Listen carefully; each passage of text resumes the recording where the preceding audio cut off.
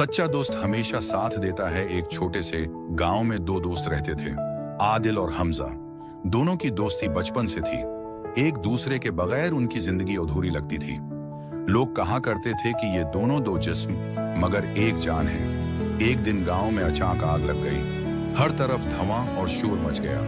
लोग अपनी जान बचाने के लिए भागने लगे। आदिल भी भागा, मगर अचानक उसकी नजर हमजा पर पड़ी, जो मिलबे के नीचे दब गया था।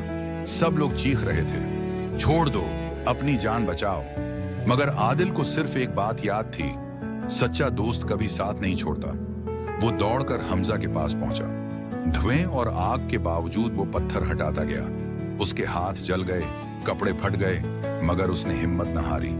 आखिरकार हमजा को निकाला और अपनी पीठ पर उठाकर महफूज जगह ले गया। हमजा की आंखों में आंसू थे।